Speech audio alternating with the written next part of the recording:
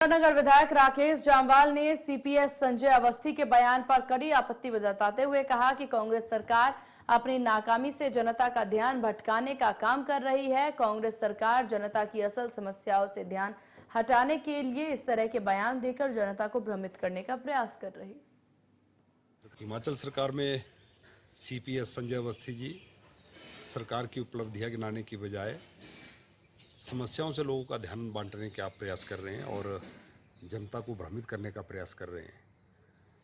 आज मैं उनका बयान सुन रहा था। उन्होंने कहा कि भारतीय जनता पार्टी की सरकार के समय में 6 करोड़ के फुलके बांट दिए गए और भाजपा समोसे की बात कर रही है।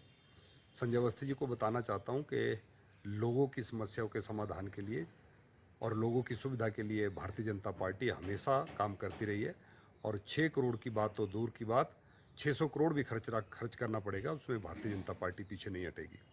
आप भ्रष्टाचार से और ऐसे मुद्दों से जनता का ध्यान हटाने का प्रयास कर रहे हैं। अब 20 रुपये का 10 रुपये का समोसा 20 गुना कीमत में खरीदने के बाद समोसे की सीआईडी जांच और विकास के नाम पर 2 वर्षों में कुछ नहीं। भारतीय जनता पार्टी की सरकार की योजनाओं का नाम बदला जा रहा है। आप जनमंच का जिक्र कर रहे हैं, जिस जनमंच के माध्यम से भारतीय जनता पार्टी की जयराम जी की सरकार के समय में 50,000 से ज़्यादा समस्याओं का समाधान हुआ था।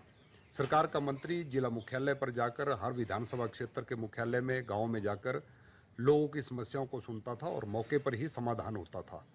अगर वहां पर लोगों के लिए भोजन की व्यवस्था की गई तो उसकी भी कांग्रेस पार्टी जो है आलोचना कर रही है और खुद मुख्यमंत्री जी के लिए लाए गए समोसे अगर खा लिए गए तो उसकी सीआईडी जांच की जा रही है और जांच की रिपोर्ट भी तुरंत आ रही है।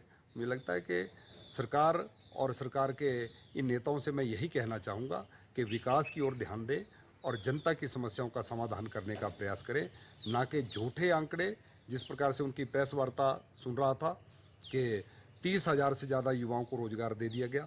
पत्रकारों ने जब पूछा कि किस किस विभाग में कितनी नियुक्तियां हुई और क्या अपने पब्लिक सर्विस कमीशन या सिलेक्शन बोर्ड के माध्यम से हुई, तो उस पर कोई जवाब उनके पास नहीं था।